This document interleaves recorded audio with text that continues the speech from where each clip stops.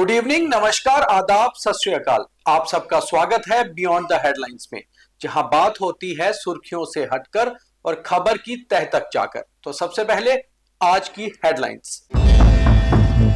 देश के foreign minister S Jaishankar का बड़ा बयान। कहा, जब पीओके वापिस आ जाएगा तो कश्मीर मसला भी खुद ब खुद सुलझ जाएगा।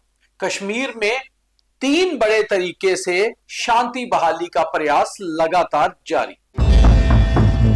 जम्मू कश्मीर के मुख्यमंत्री उमर अब्दुल्ला का असेंबली में जवाब।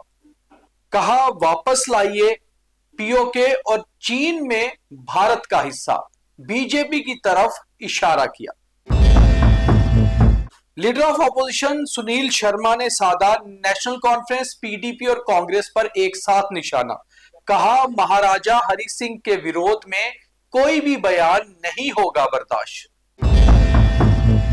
महाराजा पर असेंबली में आए बयान के बाद सदन से सड़कों तक प्रदर्शन। जम्मू और कश्मीर में अलग अलग प्रदर्शन। जम्मू में नेशनल कॉन्फ्रेंस और पीडीपी के विरोध में, तो कश्मीर में बीजेपी के विरोध में हुआ प्रोटेस्ट। उमर कैबिनेट ने बिजनेस रूल्स पर लगाई मोहर। लेफ्टिनेंट गवर्नर मनोज सिन्हा को अप्रूवल के लिए भेजा। पाकिस्तान के कब्जे में भारतीय हिस्सा, पाकिस्तान ऑक्यूपाइड कश्मीर। आज इसी मुद्दे पर 2 बड़े बयान हैं।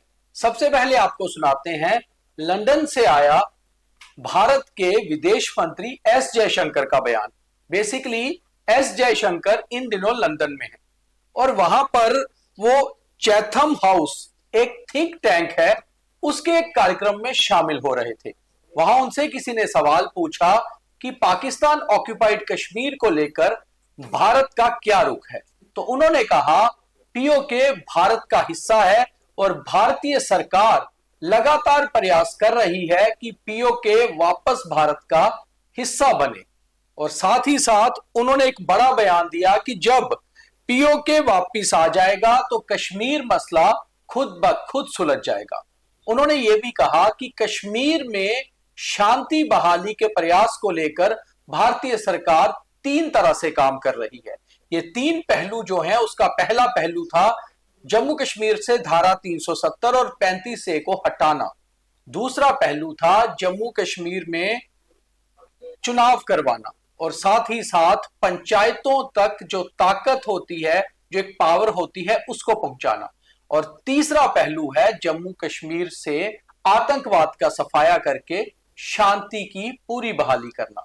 मगर साथ ही साथ जो बड़ा बयान है वो ये है कि पाकिस्तान ऑक्यूपाइड कश्मीर जब भारत में मिल जाएगा और भारत का जो नक्शा कश्मीर का है वो पूर्ण हो जाएगा, तो उसके बाद कश्मीर का मसला तो खुद ब खुद सुलझ ही जाएगा।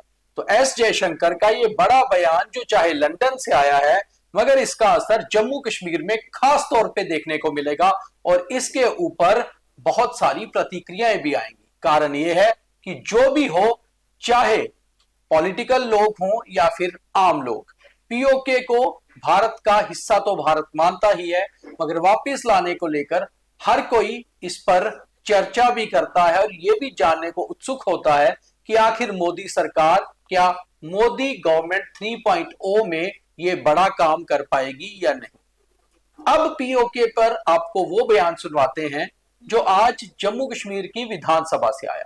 ये बयान जम्मू कश्मीर के मुख्यमंत्री उमर अब्दुल्ला की तरफ से आया। उमर अब्दुल्ला दरअसल जम्मू कश्मीर में आज रिप्लाई कर रहे थे लेफ्टिनेंट गवर्नर मनोज सिन्हा के अभिभाषण की, जो उन्होंने बजट सेशन के शुरुआत में दिया था।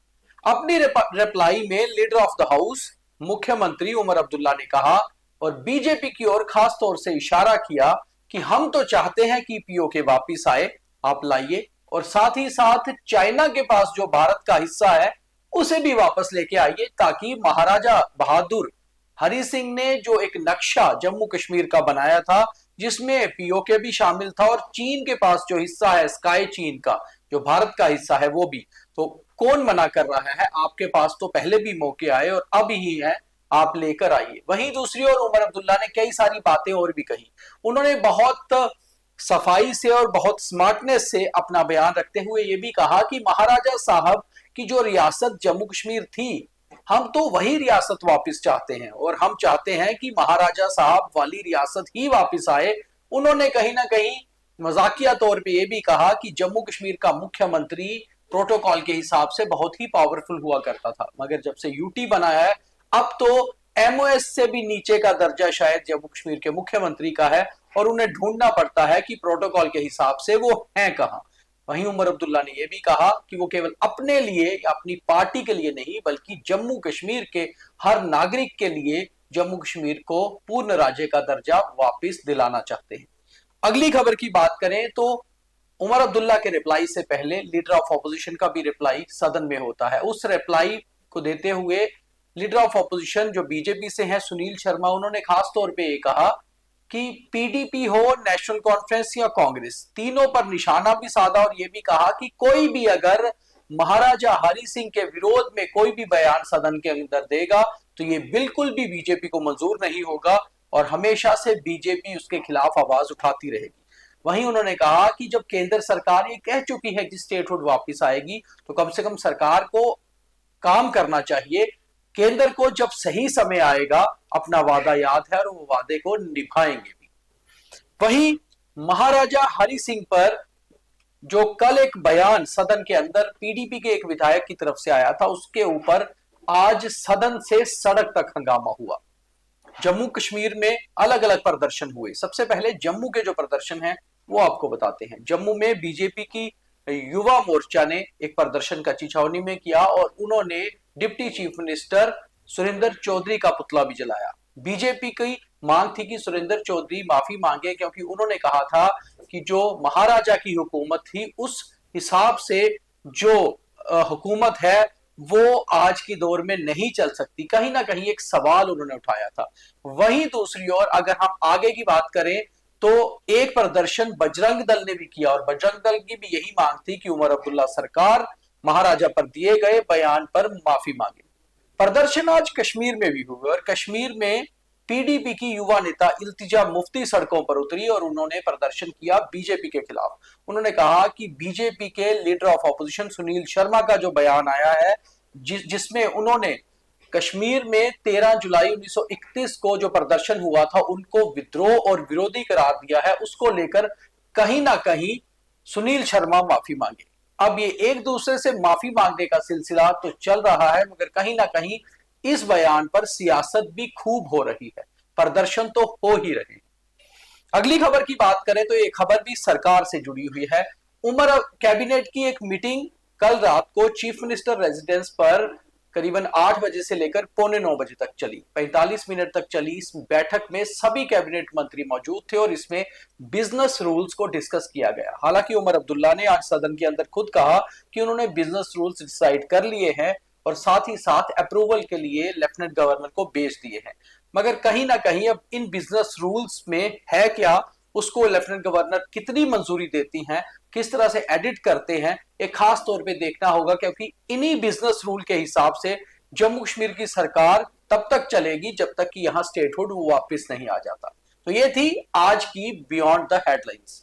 अब थॉट ऑफ द डे, और खबरों के बाद अब thought of the day. Leg pulling से बेहतर होता है किसी को आगे बढ़ने के लिए पुश करना, इसीलिए किसी को गिराइए नहीं बल्कि गिरते हुए को उठाइए, किसी का हाथ थामिए, किसी को सांत्वना दीजिए, किसी को हिम्मत दीजिए, इसी में हम सबकी कामयाबी है। और कहते हैं ना, अगर हम किसी का हाथ थामकर उसे आगे लेकर जाते हैं तो ऊपर वाला हमें हमेशा कामयाब करता है, क्योंकि कामयाबी इसी में है जब हम सबको साथ लेकर चलते हैं, ना कि दूसरों को गिराकर आगे बढ़ते हैं। तो ये थी आज की बियॉन्ड द हेडलाइंस। कल फिर मुलाकात करेंगे खास खबरों के साथ। तब तक के लिए द न्यूज रूम 24 आवाज पर खास कार्यक्रम देखते रहिए। बहुत धन्यवाद। शब्बा खैर, नमस्कार, जय हिंद।